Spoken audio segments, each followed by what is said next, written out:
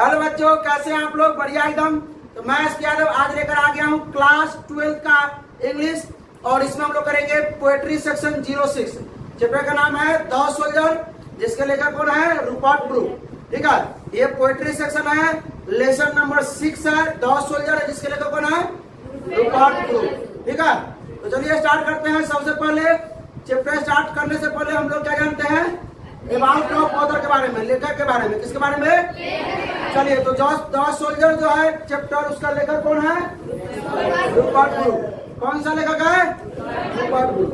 ठीक है, तो चलिए स्टार्ट करते हैं एकदम लाइन बाय लाइन। क्या करेंगे? हिंदी एक्सप्लेनेशन करेंगे। चलिए, तो सबसे पहले क्या जानते हैं हम लोग? ये इनका पिक्चर है, देख लीजिए, रूपर्ट ब्रूक का। क्या है? रूपर्ट ब्रूक का एक पिक्चर है। तो सबसे पहले पोएट्री सेक्शन कितना है? 06 है। चैप्टर का नाम क्या क्या है? The soldier. पोएट्री सेक्शन 06 है। ठीक है, अबाउट ऑफ ऑथर किसने लिखा है? किसने लिखा है? कहीं पर बोर्ड पर दिख रहा है? नहीं तो यहीं पर लिख देते हैं।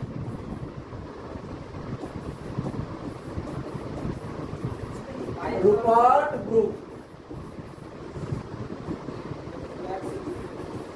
लिख रहा है ना?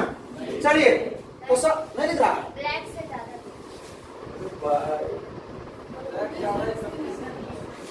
ब्लैक दिखता ना?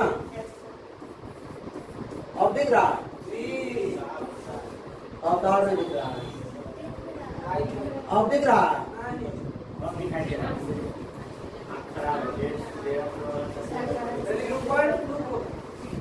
रूपर्ट, चलिए, रूपर्ट ब्रूक।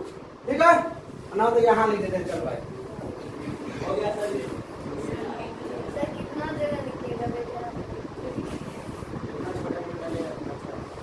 चलिए, क्या है रूपर्ट ब्रूक? तो सबसे पहले जानते हैं इनका जन्म कब हुआ? रूपर्ट ब्रूक का जो जन्म हुआ था वो कब हुआ था? 3 अगस्त 1800। अच्छा, मृत्यु कब हुआ था? 22 अप्रैल 1915 को। He was born in Rugby, Warwickshire, England. ठीक है, इनका जो जन्म हुआ था कहाँ हुआ था? यहाँ का नाम है रग्बी। ठीक है, और ये जगह है वारविकशायर, इंग्लैंड में। इनका जन्म कब हुआ? कहाँ हुआ था? इंग्लैंड में। ठीक है, इनका जन्म कब हुआ था? 1887 में। मृत्यु कब हुआ था? 1915 में। ठीक है, डेट के साथ याद कर लीजिएगा, समझे? और इनका जन्म किस गांव में हुआ था? रग्बी में। जगह का नाम है वारविकशायर, इंग्लैंड। इंग्लैंड एक देश है, देश में ये जगह है वारविकशायर। ठीक है, चलिए अगला क्या है? He belongs to well educated family. वह मतलब पढ़े लिखे परिवार से, मतलब शिक्षित परिवार से बिलोंग करते थे। मतलब उनका जो जन्म हुआ था वो किसमें था? किसमें हुआ था? शिक्षित परिवार में, पढ़े लिखे परिवार में हुआ था जन्म। हिज फादर, उनके पिताजी जो थे वो हाउस मास्टर थे। हाँ, कहाँ के? स्कूल के हाउस मास्टर थे। कहाँ के थे? स्कूल के क्या थे? हाउस मास्टर थे। तो उनका जो जन्म हुआ था वो कब हुआ था? 3 अगस्त 1887 को। मृत्यु कब हुआ? 23 अप्रैल 1915 को। जन्म कहाँ हुआ था? वारविकशायर, इंग्लैंड में।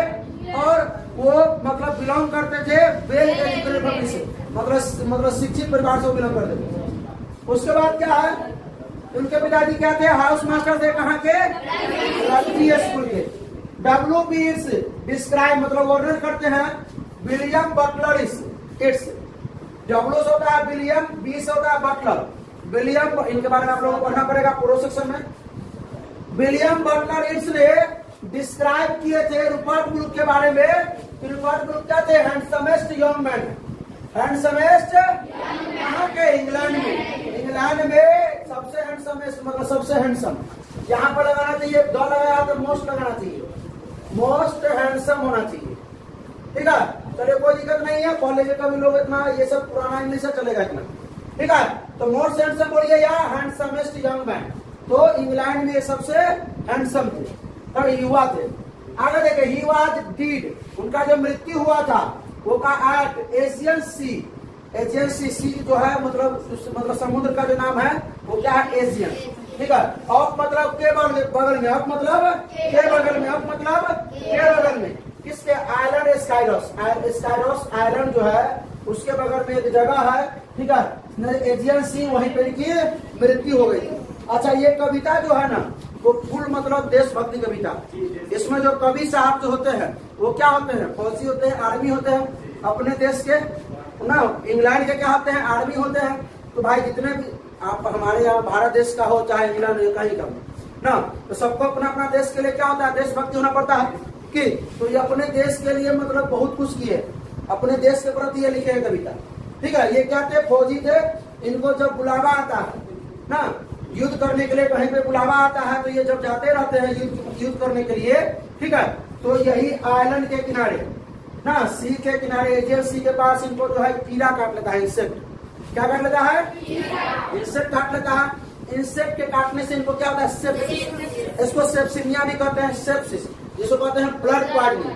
काटने के बाद जो है ना पैर एकदम, पैर हाथ जो है हाथ क्या होता है, फूल जाता है और उसके बाद मृत्यु हो जाती है। तो इनकी मृत्यु ऐसी हुई थी, किससे, सेप्सिमिया से।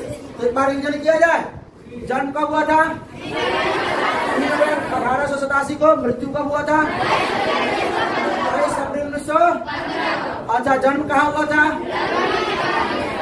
रग्बी वारविकशायर इंग्लैंड में, ठीक है। अच्छा, इनका जो बिलोंग करते थे किस परिवार से, वेल एजुकेटेड फैमिली से बिलोंग करते थे, मतलब सभी शिक्षित थे। इनके पिताजी क्या थे, कहाँ के हाउस मास्टर थे, कोई दिक्कत समझ में आया। चलिए, उसके बाद डब्ल्यू बीट्स ने क्या डिस्क्राइब किया था कि इंग्लैंड में सबसे हैंडसम यंग मैन यही, इंग्लैंड के सबसे हैंडसम यंग मैन यही, यंग मैन मतलब युवा, ठीक है। उसके बाद इनका जो मृत्यु हो गया था, कहाँ हो गया था, एजियन सी के बगल में ना, जो जगह का नाम क्या है, आइलैंड स्काइरस, आइलैंड स्काइरस। चलिए आगे देखिए, आगे क्या है, death reason of Rupert Brooke. Rupert Brooke का मृत्यु का कारण क्या था, रूपर्ट ब्रूक का जो मृत्यु का कारण क्या था, सेप्सिस मतलब होता है ब्लड पॉइजनिंग। मतलब जब कीड़ा काटने से इनका जो है ब्लड पूरा मतलब क्या दूषित हो गया था, मतलब रक्त विषाक्तता कहते हैं इसको, रक्त विषाक्तता, रक्त में विष फैला गया था, विष समझते ना, जहर फैलने के कारण जो है पूरा पैर हाथ इनका फूल गया और इनकी क्या गए, कब, युद्ध के दौरान जब युद्ध करने के लिए वो जा रहे थे, रास्ते में ही काट लिया था। चलिए आगे देखिए, ही वाज वार पोएट, वह जो थे वो वार पोएट थे ना, जैसे हम लोग पढ़ते थे जॉन डॉन। जॉन डॉन क्या है, लव पोएट है, ठीक है। चलिए, तो एंड पैट्रियोटिक मतलब देशभक्ति ना, वो थे देशभक्त पोएट थे, ठीक है। वो जो वार पोएट थे और देशभक्त, पैट्रियोटिक मतलब होता है देशभक्त, क्या होता है, मतलब देशभक्त पोएट थे, मतलब देश के प्रेमी थे। चलिए, Rupert Brooke participate, Rupert Brooke ने क्या लिया था, भाग लिया था, पार्टिसिपेट मतलब भाग लिया था। कब भाग लिया था भाई, फर्स्ट वर्ल्ड वार में। फर्स्ट वर्ल्ड वार जब हुआ था तो रूपर्ट ब्रूक उसमें मतलब भाग लिए थे और युद्ध किए थे। फर्स्ट वर्ल्ड वार में इन्होंने इंग्लैंड की तरफ से युद्ध किया था, ठीक है। उसके बाद क्या होता, एंड इंस्पायर्ड, और इंस्पायर्ड हो गए थे, प्रेरित हो गए थे पूरा देशभक्ति का, पैट्रियोटिज्म का ना, इन द अर्ली फेज मतलब शुरुआत के दौरान ही, कब, किसका शुरुआत फेज, फर्स्ट वर्ल्ड वार, प्रथम विश्व युद्ध के शुरुआती दौर में ही ये क्या हो गए थे, देशभक्ति हो गए थे और प्रेरित हो गए थे, ठीक है ना। इंग्लैंड से कोई दिक्कत, मतलब इंग्लैंड के बारे में वो बहुत कुछ है, इतना भी पढ़िए कविता तो बात लगेगा कि भाई सिर्फ ये इंग्लैंड के बारे में।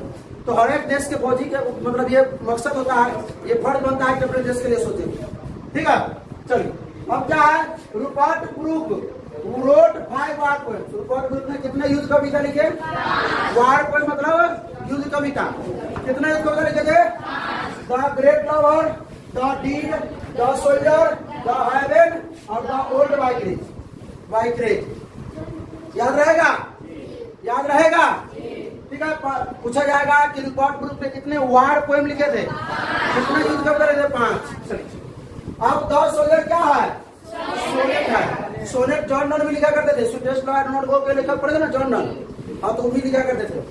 हाँ, सोनेट में कितने लाइन होता है, सोनेट में कितना लाइन होता है, 14 लाइन होता है, जिसमें 2 स्टेंजा होता है। कितने स्टेंजा होता है, पहला स्टेंजा में 8 लाइन, दूसरा स्टेंजा में, पहला स्टेंजा में जो 8 लाइन है उसको ऑक्टेट बोलते हैं, और दूसरा स्टेंजा में सेस्टेट।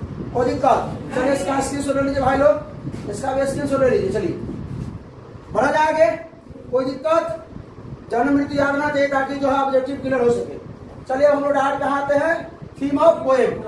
कविता का जो है मकसद है, ये थीम क्या है, कविता का जो है थीम क्या है। चलिए, तो इन दिस पोएम मतलब इस कविता में, इस कविता में द पोएट, कवि जो है वो वर्णन किए हैं, कवि जो है वर्णन किए हैं, किस चीज का वर्णन किए हैं, फीलिंग का। किसके फीलिंग का, किसके मतलब क्या कहते हैं उसको, जज्बात का। किसके जज्बात का भाई? And English soldier, English soldier के, इंग्लिश सैनिक के, इंग्लिश जो सैनिक होते हैं उसके फीलिंग, उसके जज्बात को वर्णन किए हैं इसमें।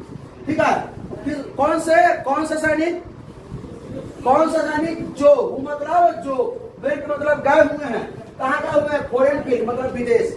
फॉरेन में मतलब जैसे अपना भारत के लिए फॉरेन फील्ड क्या हो जाएगा, इंग्लैंड हो जाएगा, अमेरिका हो जाएगा, रूस हो जाएगा। तो इंग्लैंड के लिए फॉरेन फील्ड क्या हो जाएगा? भारत भी हो सकता है, रूस भी हो सकता है, अमेरिका भी हो सकता है। तो इंग्लैंड के लिए जो फॉरेन होगा वो दूसरा देश होगा। ठीक है, उसके बाद किसके लगे हुए हैं? टू मतलब के लिए, लड़ने के लिए। किसके लिए? लड़ने के लिए, और अपने राष्ट्र के लिए, अपने राष्ट्र के लिए फाइट करने के लिए गए हुए, कि विदेश में गए हुए। उसकी फीलिंग के, उसके जज्बात को क्या कर रहे हैं, ये वर्णन कर रहे हैं। कोई दिक्कत इसमें नहीं। उसके बाद पोएट वाज फुल पैट्रियोटिज्म, मतलब पूर्ण रूप से क्या है, देशभक्त। ये जो कवि जो है वो पूर्ण रूप से क्या है, देशभक्त है। क्या है? देशभक्त है, अपने देश के मतलब पूरा एकदम उसके प्रति क्या है, प्रेरित है। He thinks, वह सोचते हैं that कि यदि वह ही डाइज मतलब वह मर जाते हैं, वह सोचते हैं कि अगर वह मर जाते हैं भाई, तो मर जाते हैं ड्यूरिंग मतलब के दौरान, ड्यूरिंग मतलब किसके दौरान, फाइटिंग के दौरान, मतलब लड़ते हुए, लड़ने के दौरान अगर वह मर जाते हैं, वह सोचते हैं, ही थिंक्स वह सोचते हैं कि यदि वह मर जाते हैं लड़ने के दौरान ना, इन फॉरेन कंट्री विदेश में, दूसरे देश में अगर मर जाते हैं, विदेश में अगर मर जाते हैं लड़ने के दौरान, तो क्या होगा, फॉर ही मदरलैंड, जो उनका जो जमीन होगा, जो कॉर्नर होगा ना, जिस कॉर्नर पे वो मरेंगे, जिस टुकड़ा पे, जिस जमीन पे मरेंगे, वो हमेशा के उनके क्या हो जाएगी, मातृभूमि का हो जाएगी, उनके इंग्लैंड की हो जाएगी, इंग्लैंड की मातृभूमि की हो जाएगी, मदरलैंड की हो जाएगी। क्या समझे? वो कह रहे हैं कि अगर युद्ध के दौरान विदेश में अगर वो मर जाते हैं लड़ते लड़ते, तो जिस जगह मरेंगे, जिस टुकड़ा पे उनको मतलब दफनाया जाएगा, कंसील हो जाएंगे, मिल जाएंगे जिस मिट्टी में, उतना दूर का जगह, उन्हें करे पूरा देश हो जाएगा इंग्लैंड का। कहीं भी मरेंगे तो उतना दूर का जो कॉर्नर होगा जहां पर उनको दफनाया जाएगा, जहां पे वो मरेंगे, वो किसका हो जाएगा, इंग्लैंड का हो जाएगा। चलिए भाई, उसके बाद देखते हैं, ऑल द एविल्स, मरने के बाद जितने भी बुराइयां होंगे, जितने भी पाप होंगे, उनके द्वारा जो किए गए होंगे, जो बुराइयां ना हिम इन बी वास्ट, वो सब धुल जाएंगे और क्या हो जाएंगे, दूर हो जाएंगे। जितनी बुराइयां उनके अंदर होंगे, जितने ही पाप, भाई होता है ना कि अगर वो शहीद हो रहे हैं देश के लिए, तो कह रहे हैं कि हमारे अंदर जितनी बुराइयां होंगी, खामियां होंगी, वो सब क्या हो जाएगी, दूर हो जाएगी, वो सब वास्ट मतलब धुल जाएगी। ठीक है, रिजल्टेंटली मतलब परिणाम स्वरूप क्या होगा, हिज हार्ट, उनका जो दिल है ना, विल गेट प्यूरिफाइड, और एकदम साफ हो जाएगा। न पता है कि किसी को कुछ करने के बाद दिल हल्का हो गया ना, तो वही जो कह रहे हैं कि मेरे मरने के बाद मेरा दिल जो है प्यूरिफाइड होगा, साफ हो जाएगा, हल्का हो जाएगा। And it will be become a part of God, वह भगवान का एक हिस्सा हो जाएंगे, वह भगवान का क्या हो जाएंगे, एक हिस्सा हो जाएगा। मरने के बाद तो भी भगवान का हिस्सा हो जाएगा। अपन ऐसे भी मतलब देश के लड़ रहे हैं, वो क्या है, फौजी है, वो सैनिक है, ठीक है, इंग्लैंड के। कोई दिक्कत? तो कविता का थीम यही कहता है। बात समझ आया? चलिए कविता चालू किया जाए। अब चले एकदम ध्यान से देखिएगा, कविता कहाँ शुरू होता है, जब है सुनिए, जब एक इंग्लैंड का फौजी है अपने बटालियन के साथ कहाँ पर है, अपने बटालियन के साथ कहाँ पर है, युद्ध क्षेत्र में है, युद्ध क्षेत्र में, विदेश में युद्ध करके क्या हुआ, तो भाई एक जगह तो 10, 12, 20, 25 होने करते हैं। तो ये जो रुपर्ट ब्रूक है, एक फौजी जो है रुपर्ट ब्रूक को कहते हैं क्या, अपने दोस्तों से क्या कहते हैं सुनिए, कि एक मतलब यदि, एक मतलब यदि, इफ आई मतलब मैं, शुड डाई, यहाँ पर शुड मतलब चाहिए नहीं होगा भाई, ठीक है, यहाँ कविता है, इसका अर्थ निकालना पड़ता है।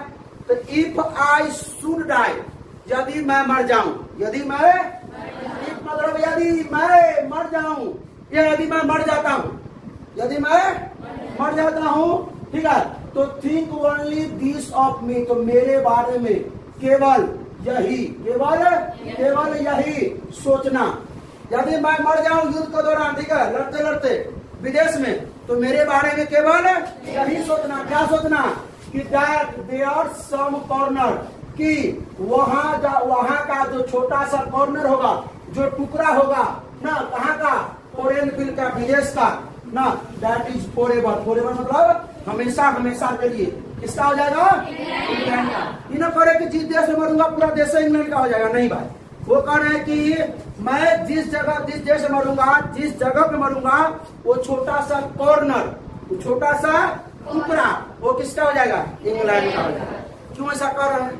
क्यों ऐसा कर रहे हैं? कविता में आगे दिया हुआ है कि इंग्लैंड ने मुझे जन्म दिया है, इंग्लैंड ने मुझे नहाया है, धोया है, इंग्लैंड ने मुझे आवाजें दी है, रास्ता दिए हैं चलने के लिए, इंग्लैंड के आवाज हमसे सुने हैं, उससे बोलना सीखे हैं, इंग्लैंड में देखेगा वो सपने ना, इंग्लैंड के नदियों में नहाए हैं, तो सब कुछ इंग्लैंड ने किया है, आकार इंग्लैंड ने दिया है, जन्म इंग्लैंड ने दिया है। तो भाई इतना तो इंग्लैंड के लिए बनता है कि अगर कह रहे हैं कि अगर हम मर जाए युद्ध करते करते, कभी साहब कह रहे हैं कि यदि मैं फॉरेन फील्ड में युद्ध के दौरान मर जाता हूँ या मर जाऊं, ठीक है, तो मेरे बारे में सिर्फ यही सोचना, मेरे बारे में ना केवल यही सोचना कि डैट मतलब कि देयर सम कॉर्नर, वहां का जो छोटा सा टुकड़ा होगा, कुछ जो जमीन होंगी, छोटा सा टुकड़ा होगा, वो फॉरेन फील्ड का, कहाँ का?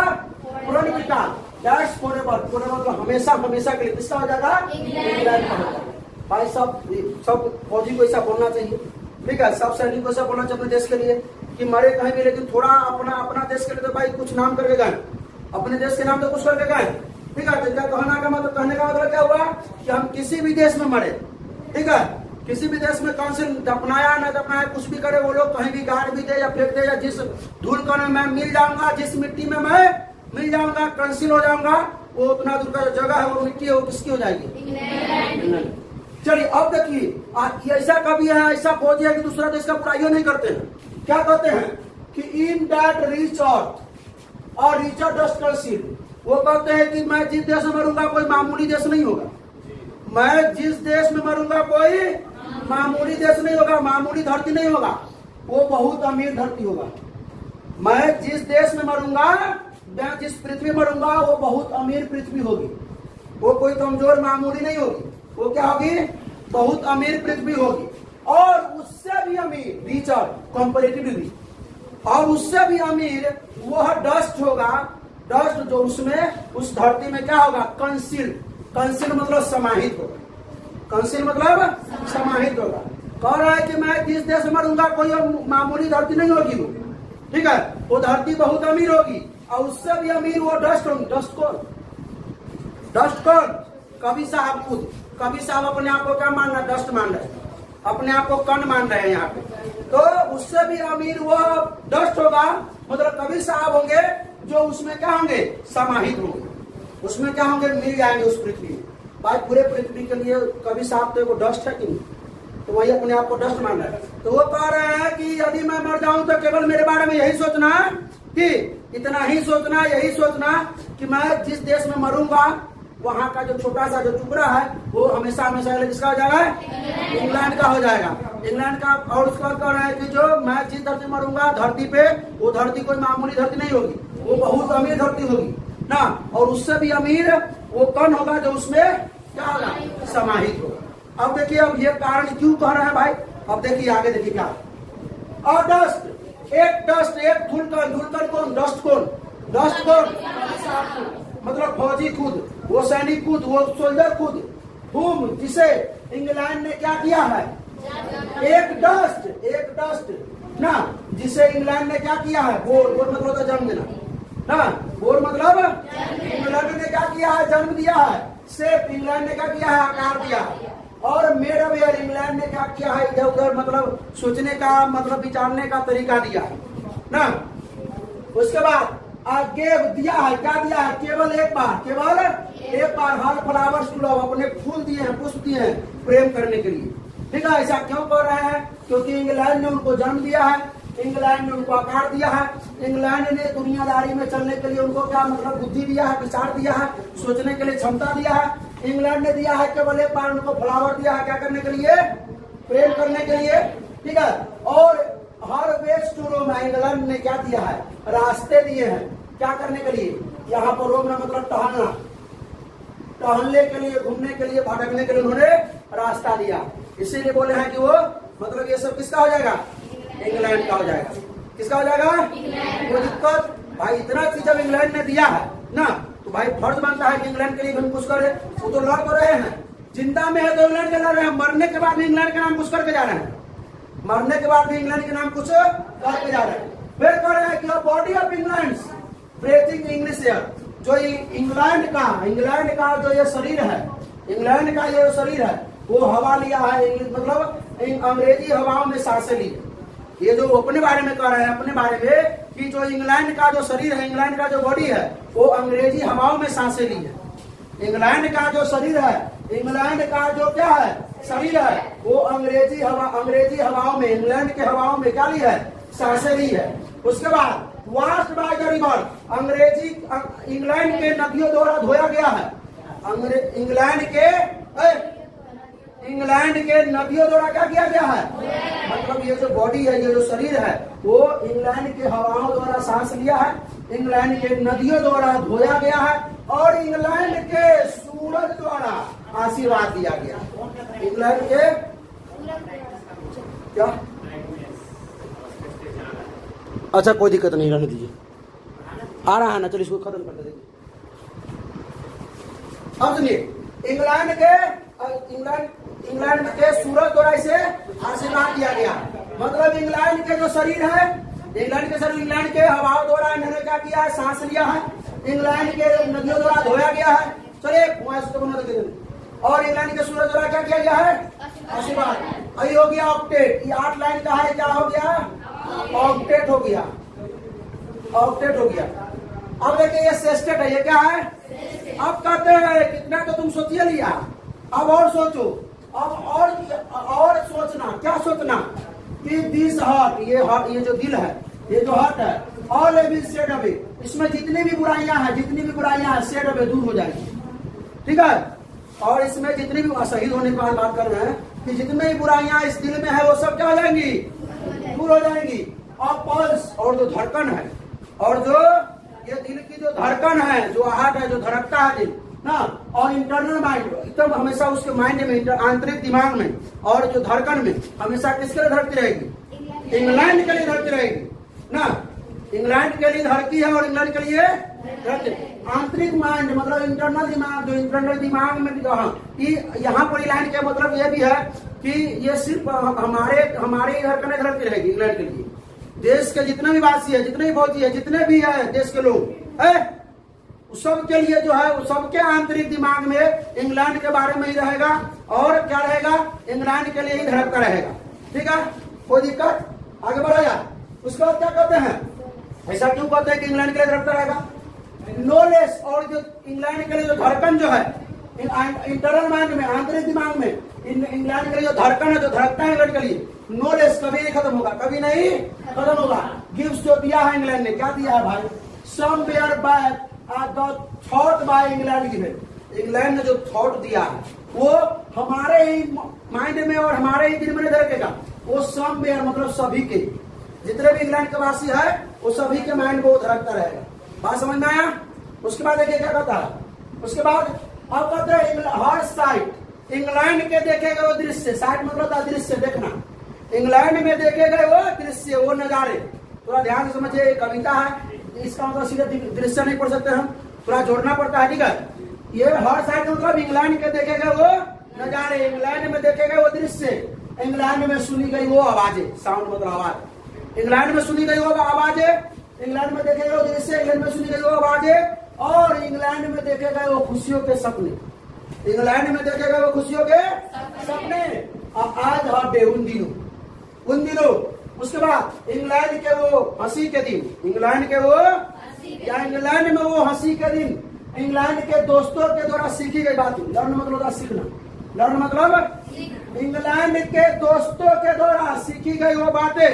फिर कहते हैं इंग्लैंड के वो नेकी, नेकी मतलब जो अच्छाई है ना, नेकिता है, तो इंग्लैंड के द्वारा जो नेकी की गई और इंग्लैंड के समझे, इंग्लैंड में देखे गए नजारे, इंग्लैंड में वो सुनी गई आवाजें, इंग्लैंड के उन दिनों देखे गए सपने और इंग्लैंड के वो हंसी के दिन, इंग्लैंड के दोस्तों द्वारा सीखी गई वो बातें और इंग्लैंड के वो क्या है नेकी, जेंटलनेस और नेकी। इन हार्ट ऑफ पीस ना, और मतलब हार्ट इन हार्ट मतलब दिल में, एट पीस मतलब एकदम शांति दे रहे, पीस मतलब एकदम शांत कर देती।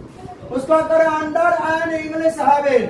अब देखिए अंतिम में क्या कर रहे हैं कि जब वो मरेंगे और कहा जाएंगे स्वर्ग में। देखिए इंग्लिश हेवन कह दिया ना, इंग्लिश हेवन। जब वो मरेंगे तो जो जाएंगे स्वर्ग में, स्वर्ग भी किसका हो जाएगा, इंग्लैंड का हो जाएगा।